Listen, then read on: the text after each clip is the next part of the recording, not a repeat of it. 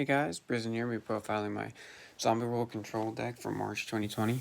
This is probably my most competitive deck, so I want to show it off for you guys. And everything in here I've ended up hollowing out to make an actual really pretty deck profile for you guys, except Needle Fiber came out before I was able to profile it, so I have the card, but I had to add in like a common glow bulb, so disclaimer before the video starts, if that'll frustrate anybody. 3 Shurinui Solitaire. Obvious, you tribute him for cost to summon a zombie tuner with 0 defense from your deck. 3 unit zombie. You can discard a zombie from hand, increase the target's level on the field by 1, and then he can send a zombie from your deck to grave and increase that target's level by 1. So he just discards things you need in your hand to start your combos, and he sends things from your deck like a Foolish Burial to start your combos. He's what you get off of your Solitaire. But the 1 Gozuki, he's just another form of Foolish. Just to send what you need from your deck to graveyard, and then if he's in the grave, you can banish a zombie other than him and special summon one from your hand, so he kind of gets your plays going too. 3 Mizuki, just because you want to keep going off comboing or getting cards out of your grave. This is a free monster born for zombies, so even if you don't have zombie rolled out, or like a Jack of All On, this can get what you need. 2 Necro Banshees, Banisher from your hand or your graveyard, activate a zombie roll straight from your deck, and then she's on the field. It makes sure your zombie roll can't be targeted or destroyed by card effects, so she's also a form of protection, which is cool to just special summon her off of Mizuki and then start your turn to make sure your zombie roll is protected. I run 3 Glow Up Bloom. I know that might be weird, a lot of people only run 2. I'm running 3 because I run a lot of high-level zombies, and the effect, even if zombie roll's not on board, to add it to hand still works for the ones I'm running, which is really cool. So you just want to open him or a way to get him in grave, whether you normal summon him and play Link Karibo or send him from your deck, whatever you have to do. And then 2 Doom King Ballardrock, 3 Clogs, really bad. You only need the 2 because if you have a field spell on board, he special summons himself during your opponent's standby phase. Then if a zombie monster activates an effect, you can negate the effect, or you can banish a monster in your opponent's field or in the graveyard. So a zombie rolled out, whenever they activate a monster's effect, you can activate his effect. And what's cool with the new card, Jack of All On, which I run 3 of, he can tribute your Ballardrock, or he can trigger your Ballardrock's effect during your opponent's turn whenever you want. Instead of them playing around it by not activating monster effects, you can force the activation with him. He's cool. You can discard a zombie monster and special summon him from your hand, so he's a way to discard things, just like when people are running dangers in the deck, except he's a little bit better because during your opponent's main phase, you can banish him and target a zombie monster in either graveyard, special summon it, and then during the end phase, he'll come back. So he kind of like dodges your opponent from being able to just beat him over in battle. Plus, he got 2200 defense, which is really good. And you'll get, with Zombie Lord, you can special summon stuff from their grave, and then he'll come back. And if you need to, like, grind game it out, you can special summon a Jack of All On off of him. So then you can get another one out just in case they get rid of one. You'll still have another one to use. So, really good card. And, like I said, with Glow Up Bloom, if he's in the grave and you don't have Zombie World, if you banish Glow Up Bloom, you can add him to hand and then just discard to special, which is cool. Next one to run is 1 Fraulein. I was running 2 Fraulein, I'm just running the 1 now. Still add her to hand off a Glow Bloom and then special summon her. She's your way to get over things in battle. During battle phase, if a zombie monster battles, you can special summon her. Then you can make that monster lose attack times 100 times the amount of life points you want to pay.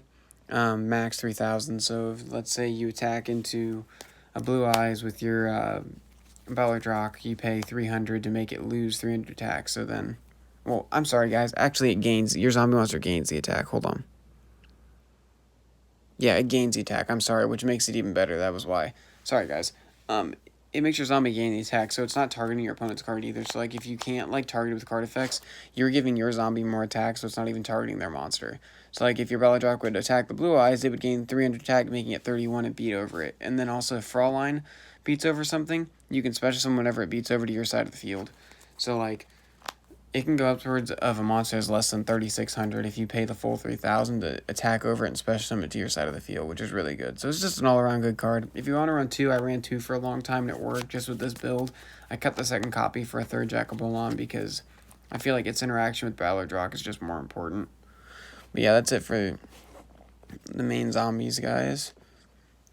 Next we run Little Danger Package. I just run 3 Danger Mothman because even if you discard him with his own effect, you still get to both players draw a card and discard a card, so you're still getting the whole reason why he's in the deck out of him is to just discard cards you need into the graveyard to get their effects. So whether you discard him and get the discard still, or you don't and get the free special summon in a draw, and you get the thing engraved, it accomplishes it either way. It gives you a free body. The one glow up ball just for the needle fiber plays, just so you can get more link fodder if you do need to synchro summon. It's really cool.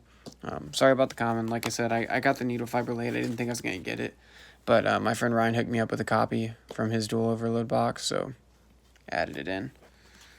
Then I play hand traps. I play 2 Ash Blossoms, 2 Ghost Spells. Me and my friends were debating back and forth how many hand traps to run. They were saying 2 is probably the best, because if you're opening up 3, you're going to open up too many copies to where you could open up more than 1. But 2 is the highest ratio you can have to still open the card, or like draw into it when you need it, but not be opening multiples. So Ash Blossom is just good because it is a zombie, so you can trigger your Balladrox effect even if Zombie World's not on board. If you negate their search or whatever, then you can still banish a card.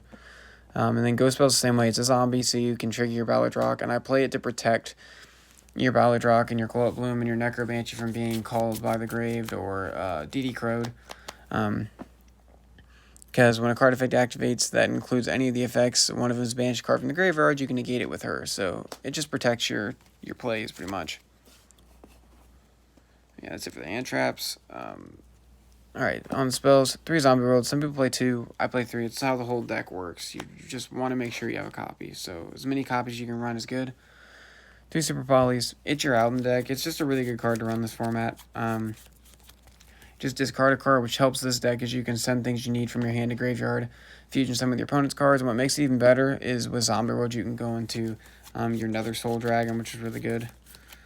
1/1 for 1. Just send a monster from hand to graveyard, special summon a level 1 from deck, so you can get your Glow Bloom out of the deck. Basically the only reason why it's there. And it discards a monster you might need in grave. 1 Foolish, just send what you need to the graveyard. That's it for the spells. Really, really monster heavy deck. And then for your traps, I just play the 3 Rivalries. I'm not really playing a Sheer Nui build. I don't need the Sword Slash or whatever that card is. This card's just good because with Zombie World on the field, it locks your opponent into not being able to special summon anything but zombies, which most decks, unless you're playing a zombie deck, aren't going to be able to play around it. So, yeah. One of the best floodgates, or best traps you can run in the deck.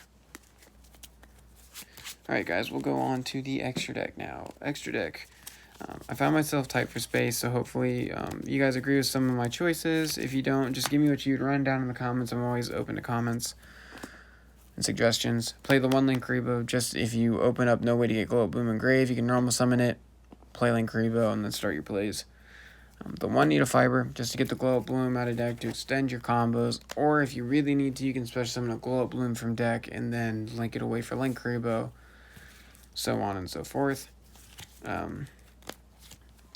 Play 2 Vampire Suckers, which is a really, really good card to play, especially in conjunction with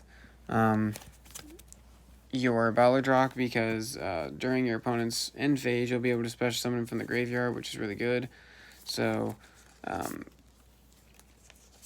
when it's special summon, you can activate your Vampire Sucker's effect and basically draw free cards. So yeah, whenever a zombie is special summoned from a graveyard, you can draw a card, which is all it is. So you just play it. That and Balladrox can basically win games, because then also when you draw a card off of Vampire Sucker's effect, you'll get to trigger Balladrox's effect and banish a card. So it's a free draw and a free removal. It's just really good. Your 1 Undead Savior.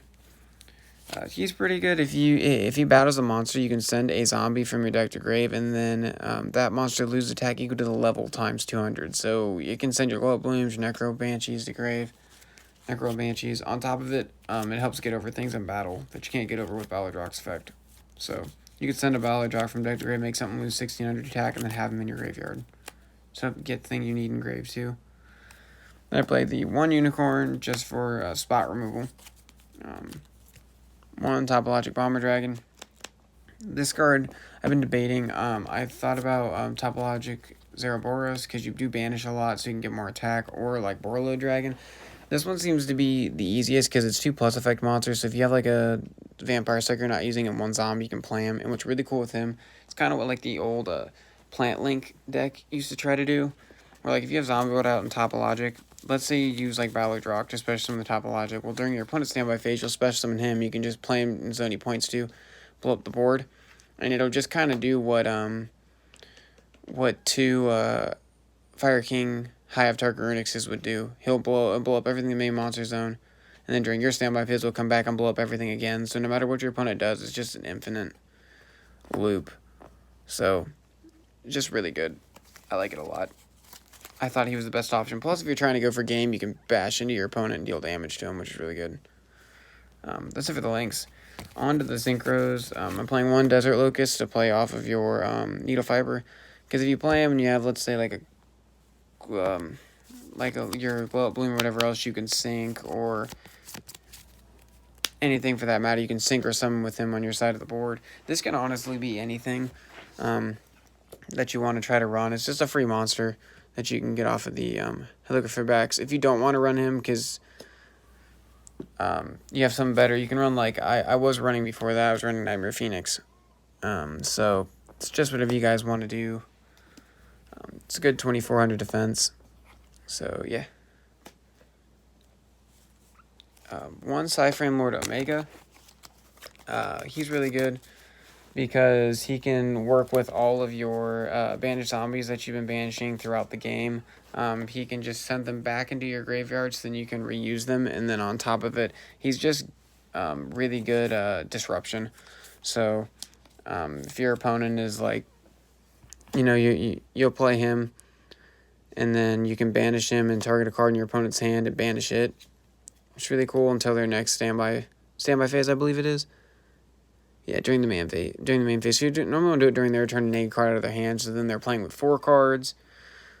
Well, 5 cards if they want second, or so on and so forth. But yeah, what's really good about him is he just works with all the zombies, because if you banish your Glow Up Bloom or your Necro World Banshee for their effects, you can put them back in grave to reuse them, or your Mizukis or whatever. Super cool. And when he's also sent to the graveyard, you can target a card, so you can put him back in the extra deck or anything else you need in your deck. Really good.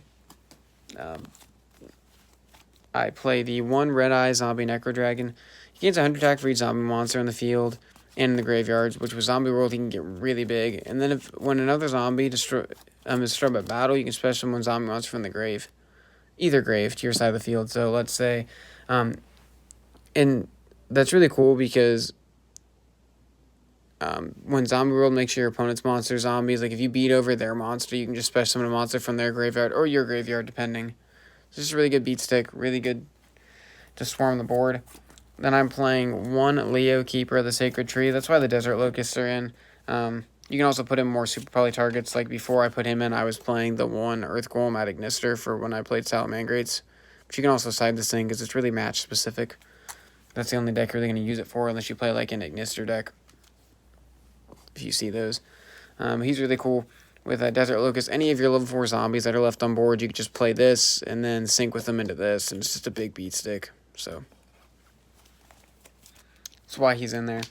And then for my super poly targets, I'm playing the 1 Dragon Necro, another Soul Dragon, because he's only good with zombie roll, which you'll usually have up, but he takes 2 zombie type monsters, so when you make all your opponent's zombies, it can just literally fuse away any card they have.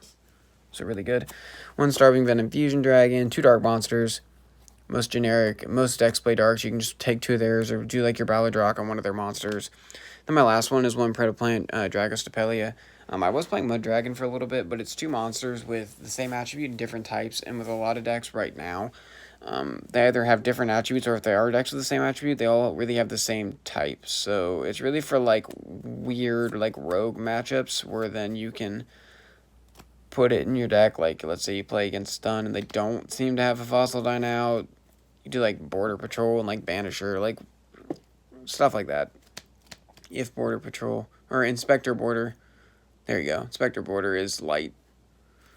Can't remember off the top of my head. So, like, Mud Dragon's a good one to side deck. But, yeah, I've been going a long time back and forth between these two. And the only reason why I chose the Predapant Dragostapelia was because the Shaddoll Invoked is a really big deck right now. Like, bigger than Salamangrate, it seems. It's more represented. Or doing more. So, this is a better card to have because you can fuse away, like, their Mechaba and their... like Wenda to get it off board so you can start special summoning. Or, or not Mechaba. Sorry, guys. Whichever. It's it works really well in the deck. You can get rid of, like, let's say that a construct and a Wenda. You can get rid of the Wenda and construct in one go, or vice versa, whatever you want. If they have, like, a construct, you can get rid of your Ballardrock and their construct to play with their Wenda, so it gets that stuff off board. And he has a quick effect. You can negate monster effects, too, so he's got a really good effect, too, to hinder your opponent's plays.